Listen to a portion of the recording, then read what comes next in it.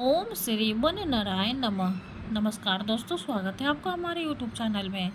आज के इस वीडियो में हम जेठ मास की कथा अध्याय 15 का पाठ करेंगे। अध्याय 15 में हम प्रचिताओं का मारिसा नामक कन्या के साथ विवाह, दक्ष प्रजापति की उत्पत्ति एवं दक्ष की 8 कन्याओं के वंश के वर्णन के बारे में जानेंगे। तो आइए पाठ शुरू करते हैं।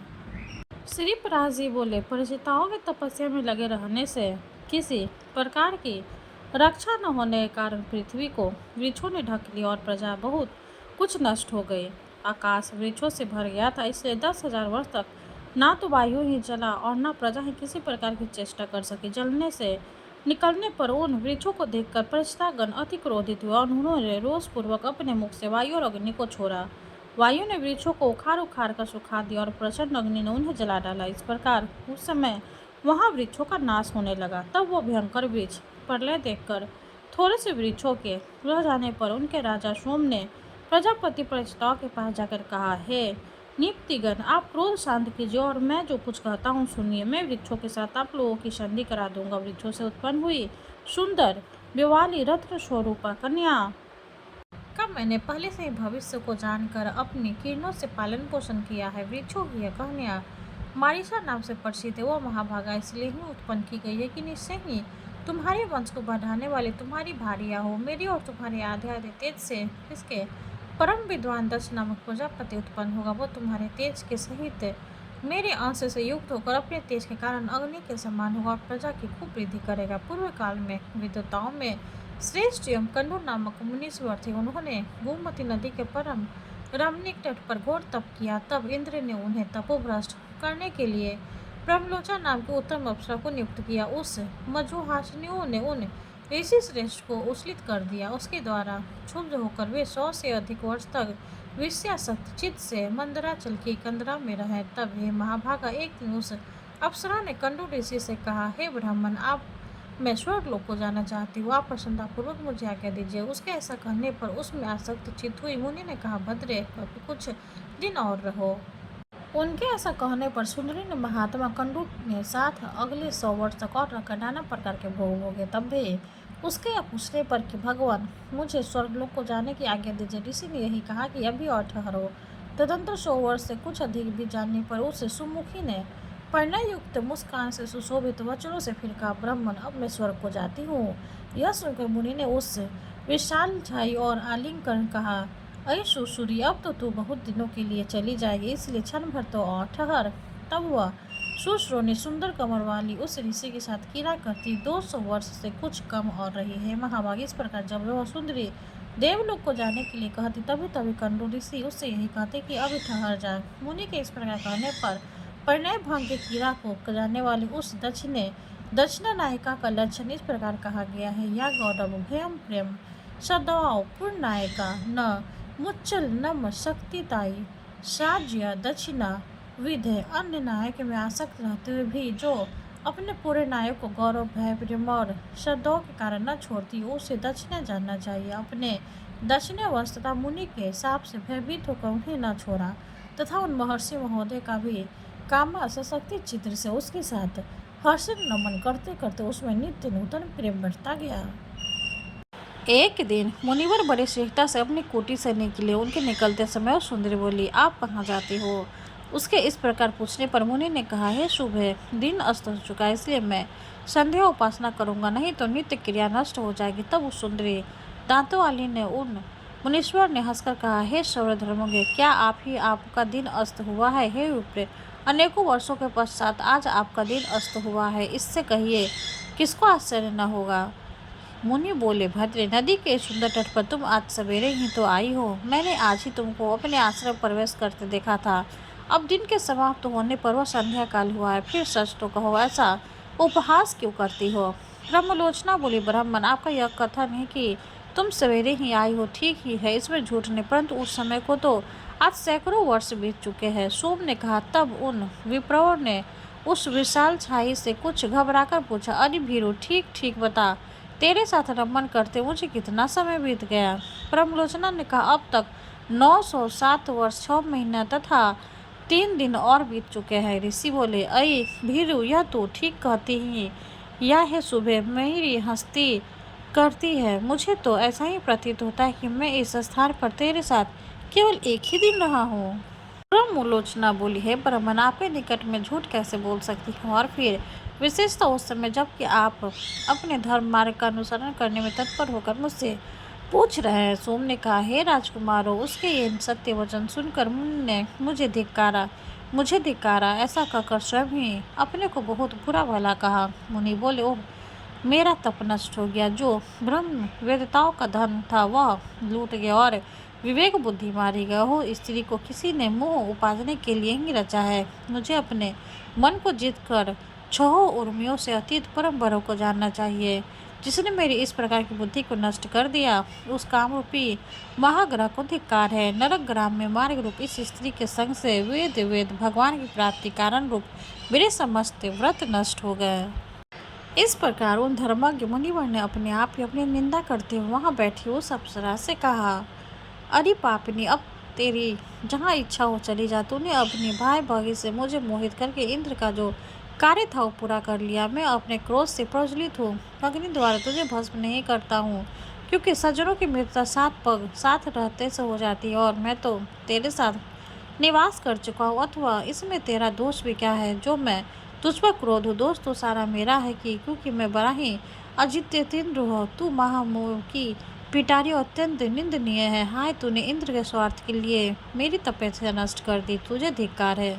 सोम ने कहा, वे महर्षि उस सुंदरी से जब तक ऐसा करते रहे तब तक वो भय के कारण पसीने में सराबोर होकर अत्यंत कांपती रही। इस प्रकार जिसका समस्त शरीर पसीने में डूबा हुआ था और जो भय से थर थर काँप रही थी, उस ब्रह्मलोचना से मुनि श्रेष्ठ कंडू ने क्रोधपूर्वक कहा, अरे तू चली जा। तब बारंबार फटकारने जाने पर वह उस आश्रम से निकली और आकाश मार्ग से जाते हुए उसने अपना पसीना वृक्ष के पत्तों से पोंछा। वह बाला वृक्षों के नवीन लाल लाल पत्तों से अपने पसीने से तर शरीर को पोंछते हुए एक वृक्ष से दूसरे वृक्ष पर चल दी गई। उस समय ऋषि ने उसके शरीर में जो गर्भ स्थापित किया था वह भी रोमांच से निकलते हुए पसीने के रूप में उसका शरीर से बाहर निकल आया। उस गर्भ को वृक्षों ने ग्रहण कर लिया, उसे वायु ने एकत्रित कर लिया और मैं अपनी किरणों से उसे पोषित करने लगा। इससे वह धीरे धीरे बढ़ गया। वृक्ष घात से उत्पन्न हुए उस मरीषा नाम की सुमुखी कन्या तुम्हें वृक्ष ज्ञान संपन्न करेंगे। अतः अब यह क्रोध शांत करो। इस प्रकार वृक्षों से उत्पन्न हुई वह कन्या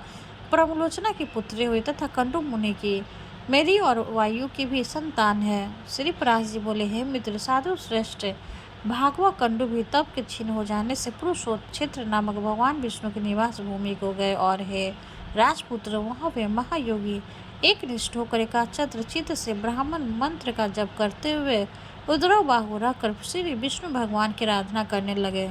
प्रचेतागण बोले, हम कंडू मुनि का ब्राह्मण पाद नामक परम स्तोत्र सुनना चाहते हैं, जिसका जप करते हुए उन्होंने श्री केश की आराधना की थी। सोम ने कहा, हे राजकुमार, वो मंत्र इस प्रकार है।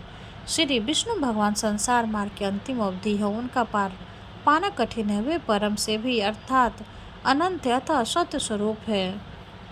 तपोनिष्ठ महात्माओं को ही वे प्राप्त हो सकते, क्योंकि वे पर से परे हैं तथा पर के अगोचर परमात्मा है और पालन एवं को पूर्ण करने वाले हैं। वे कारण के हेतु और उसके भी हेतु के भी परम हेतु है, और इस प्रकार समस्त कर्मकर्ता आदि के सहित कार्य रूप से स्थित सकल प्रचन का पालन करते। ब्रह्म प्रभु है, ब्रह्मेश्वर जीवन है, और ब्रह्म सकल प्रजक्ता पति तथा अविनाशी है। वह ब्रह्म अव्यनित और जन्मा है तथा वही क्षय आदि समस्त विक्रों से शून्य विष्णु है, क्योंकि वह अक्षर अज और नित्य ब्रह्म ही पुरुषोत्तम भगवान विष्णु है। इसलिए मेरे राग आदि दोष शांत हो।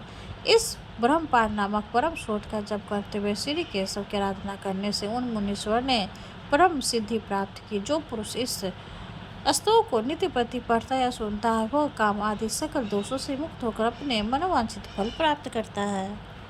अब मैं तुम्हें बताता हूँ कि यह मारीसा पूर्व जन्म में कौन थी। यह बता देने से तुम्हारे कार्य का गौरव सफल होगा, अर्थात तुम प्रजा विधि रूप फल प्राप्त कर सकोगे। यह साध्वी अपने पूर्व जन्म में एक महारानी थी। पुत्रहीन अवस्था में ही पति के मर जाने पर इस महाभागा ने अपने भक्ति भाव से विष्णु भगवान को संतुष्ट किया। इसकी आराधना से प्रसन्न हुआ विष्णु भगवान ने प्रकट होकर कहा, शुभ है, वर मांग। तब इसने अपनी मनोभिलाषा इस प्रकार कह सुनाई, भगवान, बाल विद्या होने के कारण मेरा जन्म व्यर्थ हुआ। हे जगपते, मैं ऐसी अभागिनी हूँ कि फलहीन पुत्रहीन की उत्पन्न हुई, अतः अपनी कृपा से जन्म जन्मों मेरे बड़े प्रशंसीय पति को और प्रजापति के समान पुत्र हो। और हे अद्वैत, आपके प्रसाद से मैं भी कुलशील अवस्था, सत्य, दाक्षिण्य, शीघ्रकारिता, अविसंवादिता, सत्व, वीर्य सेवा और कृत्यता आदि गुणों से तथा सुंदर रूप संपत्ति से संपन्न और सबको प्रिय लगने वाली अयोनिजा ही उत्पन्न हो।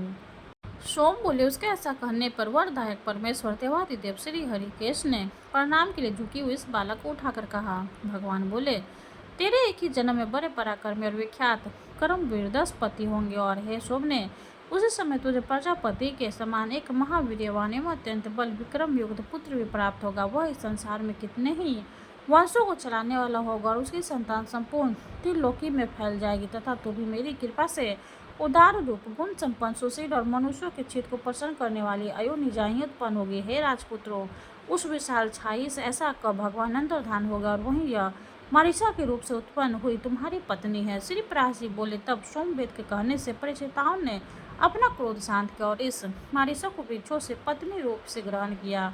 उन 10 परिचिताओं ने मारीसा के महाभाग 10 प्रजापति का जन्म हुआ, जो पहले ब्रह्मा जी से उत्पन्न हुआ था। हे महामते, उन महाभाग दक्ष ने ब्रह्मा जी की आज्ञा पालन करते हुए स्वर्ग रचना के लिए उद्धत होकर अपनी सृष्टि बढ़ाने और संतान उत्पन्न करने के लिए नीच, ऊंच तथा दी चतुर्थ आदि नाना प्रकार के जीवों को पुत्र रूप से उत्पन्न किया। प्रजापति दक्ष ने पहले मन से ही दृष्टि करके फिर स्त्रियों की उत्पत्ति की। उनमें से 10 धर्म को और 13 कश्यप को दी, तथा काल परिवर्तन में नियुक्त 27 चंद्रमा को विवाह दी। उन्होंने देवता, दैत्य, नाग, गौ, पक्षी, गंधर्व, अप्सरा और दानव आदि उत्पन्न हुए हैं। मित्र, दक्ष के समय से ही प्रजा का मैथुन स्त्री पुरुष संबंध द्वारा उत्पन्न होना आरंभ हुआ।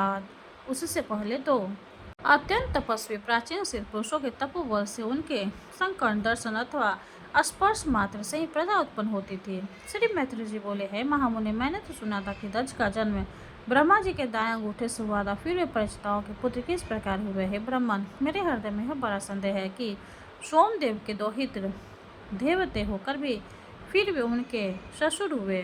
श्री पराशर जी बोले, हे मित्र, प्राणियों की उत्पत्ति और नाश निरंतर हुआ करते, इस विषय में ऋषियों तथा अन्य देव शक्ति पुरुषों में कोई मुँह नहीं होता। हे मुनिश्रेष्ठ, ये दक्षादि युग युग में होते और फिर लीन हो जाते हैं, उसमें विद्वान को किसी प्रकार का संदेह नहीं होता है। द्विजतम, इनमें पहले किसी प्रकार की ज्येष्ठा था कनिष्ठा भी नहीं थी। उस समय तप और प्रभाव की उनकी ज्येष्ठा का कारण होता था। श्री मैत्री जी बोले, हे ब्राह्मण, आप मुझसे देव, दानव, गंधर्व, सर्व और राक्षसों की उत्पत्ति विस्तार पूर्वक कहिए।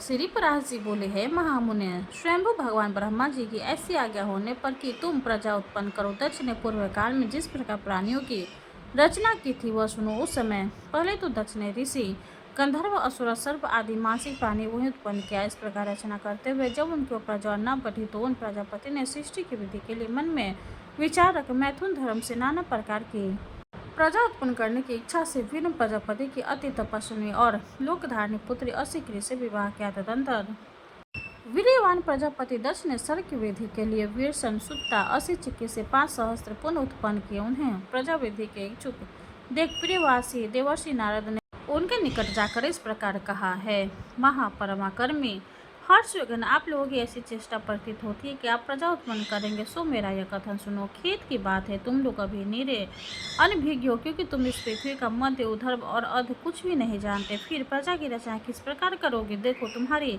गति इस ब्रह्मांड में ऊपर नीचे और इधर उधर सब और अप्रहित है। अतः हे अज्ञानियों, तुम सब मिलकर इस पृथ्वी का अंत क्यों नहीं देखते? नारद जी ने यह वचन सुनकर वे सब भिन्न भिन्न दिशाओं को चले गए, और समुद्र में जाकर जिस प्रकार नदियाँ नहीं लौटती, उसी प्रकार वे भी आज तक नहीं लौटे। हर्षों के इस प्रकार चले जाने पर परिचिताओं के पुत्र दक्ष ने वैरुणी से एक सहस्त्र पुत्र उत्पन्न किए। वे सबलाशगण भी प्रजा बढ़ाने के इच्छुक हुए, किंतु हे ब्राह्मण, उनसे नारद जी ने फिर पूर्वोक्त बातें कह दी। तब वे सब आपस में एक दूसरे से कहने लगे, महामुनि नारद जी ठीक कहते हैं, हमको भी इससे संदेह नहीं, अपने भाइयों के मारे का ही अवलंबा करना चाहिए। हम भी पृथ्वी का परिणाम जानकर ही सृष्टि करेंगे। इस प्रकार वे भी उसी मार्ग से समस्त दिशाओं को चले गए और समुद्र नदियों में समान आज तक नहीं लौटे। हेतु तब से यदि भाई को खोजने के लिए भाई ही जाए तो वह नष्ट हो जाता है। अतः विंज पुरुष को ऐसा न करना चाहिए। महाभाग 10 प्रजापति ने उन पुत्रों को भी गए जान नारद जी पर बड़ा क्रोध किया और उन्हें श्राप दे दिया है। मित्र, हमने सुना है कि फिर उस विद्वान प्रजापति ने सर्ग विधि की इच्छा से वैरुणी में 7 कन्या उत्पन्न की। उनमें से उन्होंने 10 धर्म को, 13 कश्यप को, 27 सोमचंद्रमा को और 4 अरिष्ट नेमि को दी तथा 2 ब्रह्मपुत्र, 2 अंगिरा और 2 किसान को विवाही। अब उनके नाम सुनो। अरुंधति, वसुयामी, लांबा, भानु, मरुतोमी, संकल्पना, मुहूर्ता, साध्या और विषयी 10 धर्म की पत्नियां थी। अब तुम इनके पुत्रों का विवरण सुनो। विश्वा के पुत्र विश्वदेवा थे, साधा के साध्यगण हुए, मरुतय से मरुत्वान और वसु के वसुगण हुए तथा भानु से भानु और मुहूर्ता से मुहूर्ताभिमानी देवगण हुए। लंबा से घोषयामी से नागवीर और अरुंधति से समस्त पृथ्वी विषयक प्राणी हुए तथा संकल्पा से सर्वात्मक संकल्प की उत्पत्ति हुई। नाना प्रकार का वसु ही जिनका प्राण है, ऐसे ज्योति आदि जो 8 वसुगण विख्यात थे। अब मैं उनके वंश का विस्तार बताता हूँ। उनके नाम आप ध्रुव, शोभ, धर्म, अग्नि, अन्न, प्रत्युषा और प्रभास कहे जाते हैं। आपके पुत्र वैतंड, सम, शांत और ध्वनि हुए तथा ध्रुव के पुत्र लोक संहारक भगवान काले, भगवान वर्चा, सोम के पुत्र थे जिनमें पुरुष वर्चस्वी हो जाता और धर्म के उनकी भार्य मनोहर से दबिट, हर्यम, अभय तथा शरीर, प्राण और वरुण नामक पुत्र हैं। अनिल की पत्नी शिवा थी, उससे अनिल के मनोजव और अभिज्ञानमती ये 2 पुत्र हुए। अग्नि के पुत्र कुमार सरस्तंभ से उत्पन्न हुए थे। ये कृतिकाओं के पुत्र होने का कार्तिकेय कहलाए। शाक, विशाख और नेग में इसके छोटे भाई थे। देवल नामक ऋषि को प्रत्युष का पुत्र कहा जाता है। इन देवल के भी 2 क्षमाशील और मनीषी पुत्र हुए।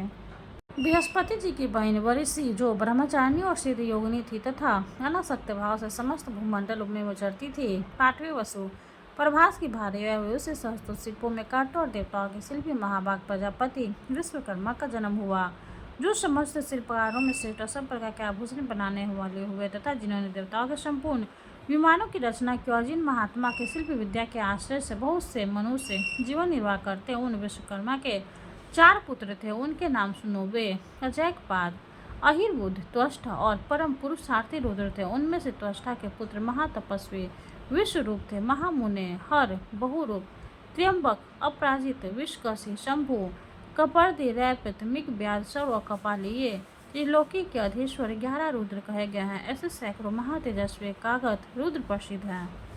जो 10 कन्या कश्यप जी की स्त्रियां हैं उनके नाम सुनो। वे अदिति, दीति, धनु, अरिष्टा, सुरसा, शतसा, सुरभिविंता, ताम्रा, क्रोधवसा, हीरा, कद्रु और मुनि थी। हे धर्मज्ञ, अब तुम उनके संतान का विवरण श्रवण करो।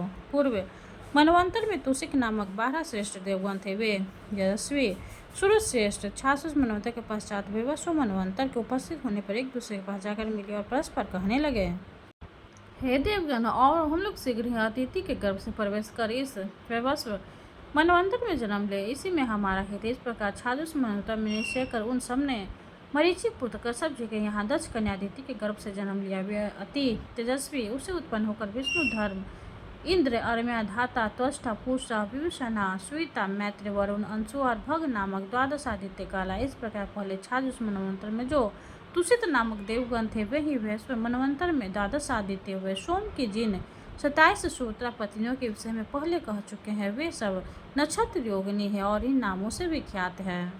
उन अति तेजस्वियों से अनेक प्रतिभाशाली पुत्र उत्पन्न हुए। अरिष्ट नेमिका पत्नियों के 16 पुत्र। बुद्धिमान बहुपुत्र की भार्या 4 प्रकार की विद्युत कही जाती है। ब्रह्मशिव से शतकृत ऋषियों के अभिमानी देव श्रेष्ठ प्रत्यग्गिरा से उत्पन्न हुए तथा शास्त्रों के अभिमानी देवप्रहर नामक देवगण ऋषियों के केशासु की संतान कहे जाते हैं। तात ये 33 वैदिक देवता अपनी इच्छा अनुसार जन्म लेते, कहते इस लोक में इसकी उत्पत्ति और निरोध निरंतर हुआ करते हैं। ये 1000 युग के अनंतर पुनः पुनः उत्पन्न होते रहते हैं। हे मित्र, जिस प्रकार लोक में सूर्य के अस्त और उदय निरंतर हुआ करते, उसी प्रकार वे देवगण भी युग युग में उत्पन्न होते रहते हैं। हमने सुना है दीति के कश्यप जी के वीर्य से परम दुर्जय हिरण्यकश्यपु और हिरण्याक्ष नामक 2 पुत्र तथा सिंहिका नाम की एक कन्या हुई, जो विप्रचिति को विवाही गई।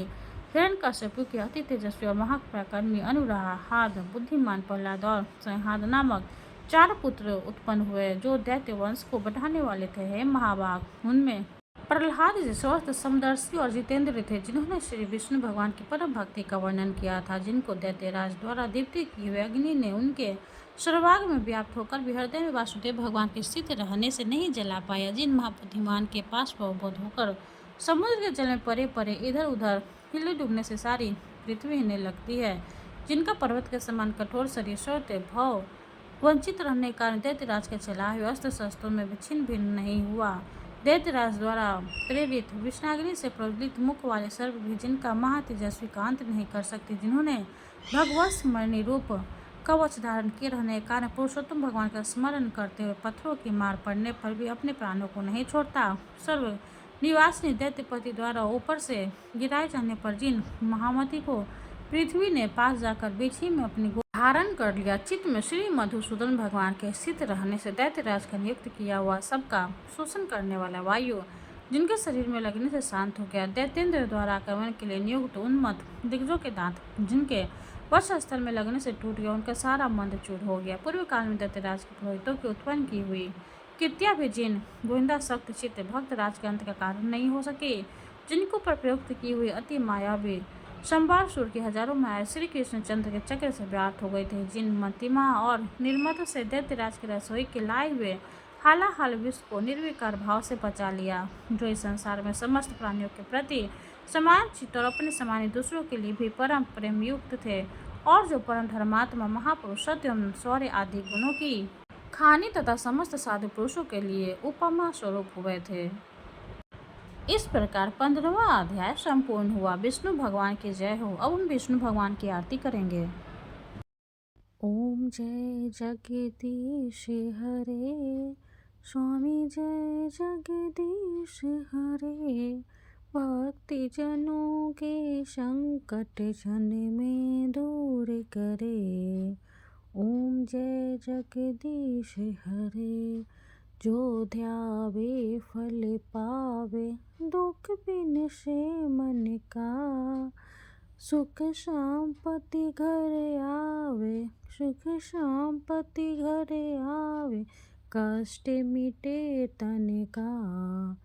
ओम जय जगदीश हरे, माते पिता तुम मेरे, शरण गहूँ में किसकी, स्वामी शरण गहूँ में किसकी, तुम्हें बिने और न दूजा, तुम्हें बिने और न दूजा, आस करूं जिसकी।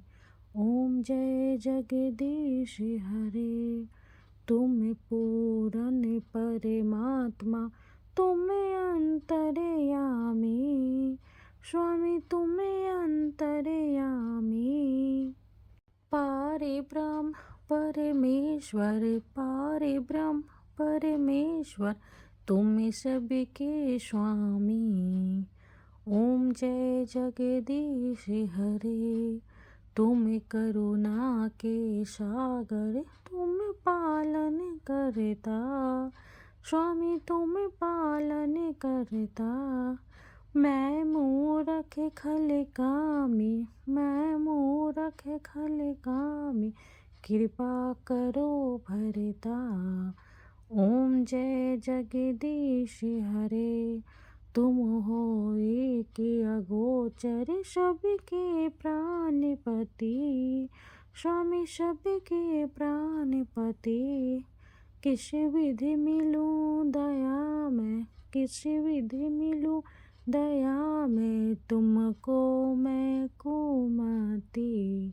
ओम जय जगदीश हरे, दीन बंधु दुख हरता, तुम ठाकुर मेरे, स्वामी तुम ठाकुर मेरे, अपने हाथ उठाओ, अपने हाथ उठाओ, द्वार पर तेरे। ओम जय जगदीश हरे, विषय विकार मिटाओ, पाप हरो देवा, स्वामी पाप हरो देवा, श्रद्धा भक्ति बढ़ाओ, श्रद्धा भक्ति बढ़ाओ, संतन की सेवा। ओम जय जगदीश हरे, तन मन धन और संपत्ति सब कुछ है तेरा, स्वामी सब कुछ है तेरा, तेरा तुझको अरेपन, तेरा तुझको अरेपन, क्या लागे मेरा। ओम जय जगदीश हरे। जगदीश्वर जी की आरती जो कोई नर गावे, स्वामी जो कोई नर गावे। कहते शिवानंद स्वामी, भजते शिवानंद स्वामी, मन वांछित फल पावे। ओम जय जगदीश हरे। विष्णु भगवान की जय हो। वीडियो अगर अच्छी लगे तो लाइक कर दे, चैनल को सब्सक्राइब कर दे। धन्यवाद।